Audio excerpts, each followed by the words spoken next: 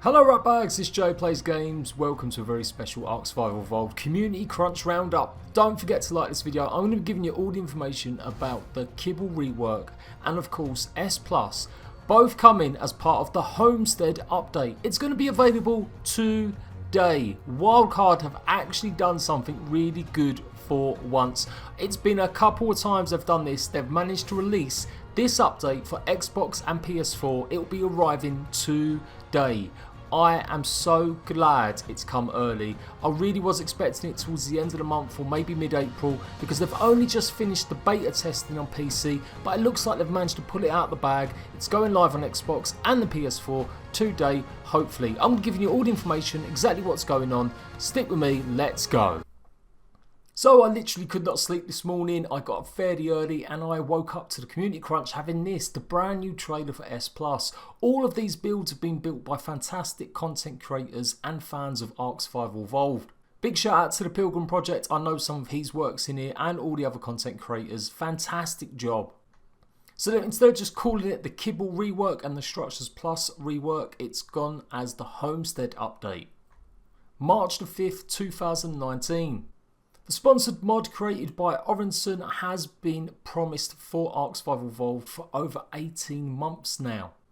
It's really good to see it on console for the first time. Clearly, we really will be loving this. There are some questions still though. We don't know if it's going to be working on Prim Plus, but there certainly are lots of good points until maybe they do implement it if that is the case. So what is there? I've shown you guys already one video when it first got updated on the PC beta branch. They've been doing testing for the last 3 to 4 weeks. I showed you all the triangle pieces, I showed you all the 4 high walls and the fact that you can now have dedicated bulk storage, fence supports for level walls, flexible pipes and electrical cables, double doors, swappable variants for ramps and stairs, so basically you can make any ramp into a stair, new visual variants for existing structures. They've also smoothed out how things look when you're placing them next to each other. And of course the big one is the Kibble Rework included in this patch. Previously the Kibble system worked like a tree, the egg of one creature being used in a kibble to tame the next creature in line. Often these kibbles didn't make sense in terms of game progression and became more redundant with each new creature that was added to the game. Each creature now falls into one of 6 categories and that creature's egg can be used to tame any creature within that specific category. Instead of having 50 different kibbles all requiring a different specific egg, it is drastically reduced to basic, simple, regular, superior, exceptional and extraordinary kibbles. That is really good news. I know some people are still a bit upset. They're feeling that lots of the dinosaurs are going to be pretty much redundant, but let's face it, if you're only going out there just to get a couple dinosaurs to breed eggs, they really are redundant as it is. You can expect the Homestead update to hit your prospective platforms around 10 AM PST tomorrow, so that should be around 6 PM UK time I do believe. And that should be around 12 PM Eastern time. And if you're in Australia, that is going to be around 4 AM in the morning, I do believe, 4 or 5 o'clock in the morning. So there's just lots of pictures, obviously what's going on. Here's the actual full patch notes. Enabled pickup of the following structures. You can now pick up elevator platforms, elevator tracks, electric generators, grill, industrial forge, industrial grinder, chem bench, fabricator, tech generator, tech replicator and tech transmitter. This was a big criticism when they added the pickup feature to a few items in the game for Extinction. It wasn't the big stuff like this. These are the things that you really don't want to have to make and craft again because they're so expensive. So it's great that these are all going to be in the game. You're going to be able to pick up every single one of these items. I'm going to be doing a full showcase. I'm also setting up brand new fresh servers that anyone can join as long as they come and say hello in Discord. The link for Discord is in the description box down below. Come and say hello. I will generate you the password and you will be able to come and join my servers on Xbox and the PS4. Disabled pickup of Beehives. So it looks like that is something they maybe not going to have in the future. Added server settings in the config option. Structure pickup hold duration to allow unofficials to configure. So basically we can make it however long we want. You don't have to have only 5 seconds. You can have literally 0.5 up to maybe 10-15 seconds, whatever it is. Structure additions. They've added smooth sidewall variants like the stone foundation to the stock square foundations. Adobe, metal, stone, tech, thatch, wood. Triangle foundations, all in the same again. Triangle ceilings, again all the same, plus greenhouse. Triangle roofs, again, large 4 times height walls are going to be out of adobe, metal, stone, tech and wood. Flexible pipes, stone and metal, so they'll be able to rotate and they'll be going in different directions. Flexible electrical cables, stairs with swappable ramps, that's going to be for adobe, metal, stone, tech and wood. And double door frames. Obviously double doors to go along with the double door frames, and the tech dedicated storage. Now this is a tech structure that allows storing a larger amount of a single resource. This is pretty cool. The way it works, that I tested it out, you can basically just click one button on it and it will dump all your resources of that kind in that box really super quickly. Fence supports allows you to build fences that are level along the top. Now let's take a look at the Kibble Rework. I'm going to go through this in more detail. I'm actually going to showcase every single category of what you can actually tame. But as you can imagine, lots of the higher, bigger creatures that are harder to get hold of are going to be exceptional kibble. So that means that you'll have to use another creature's exceptional egg if you want to get that 100% taming bonus, etc. Argentavis is going to need superior, as will like the Mantis and the Megalania. So that means you can tame either the Mantis, Megalania or the Argentavis as long as you've got one of their eggs. Now obviously you can tame these creatures without these eggs. These eggs, these kibbles always just give you bonuses. They can help with that sort of thing. It doesn't mean you can't suddenly stop taming these creatures with normal meat or veg or fruits. Just to be clear, in case any newbies to ARK are watching this video. So it is pretty good. Like I said, I will go through this in detail. We will do a showcase highlighting every creature in every category. And that's going to be a big task, but I'm prepared to do it for you guys. So fixed a bunch of exploits with water wells, Titan downloads, Velenosaurs and platform saddles, crashes with shoulder pets and taxidermy, huge load of nerfs and fixes for the Managamar. When Managamar freezes a dino with a rider, the rider will no longer be dismounted but rather frozen for 1 second is probably the biggest one out of that. Character frozen visual effects should change more smoothly. A player's frozen either standing, crouching or prone can no longer change that state. Duration of frozen for player's character is now a function of health and armor rating. Duration of frozen for player's character is significantly reduced overall. So basically it's not going to be as OP in PvP situations, flying around on a Managamar and basically knocking people off their mounts or freezing them for a huge amount of time. If you've got a decent amount of health and armor, you will be able to reduce that effect. And they have reduced the ice breath damage by 25%. Fixed buildable space outside of bounds, they've fixed multiple holes and meshing locations, they've moved desert Titan player spawn point to an area inside the structure prevention zone, and they've fixed climbable trees in extinction. That will be really good. Hopefully means that you can climb trees, or there were just some trees that people were able to put platforms on when they shouldn't. I'm not sure. Karakaku has basically had base affinity increased by 30%, now it has a preferred kibble. Ice Wyverns have fixed their icon being blank. Item stacks, there is a new config, basically a command you can put, especially if you're on your servers. Reduced Mosasaurus speed per level up by 50%. Wow, that's a huge nerf.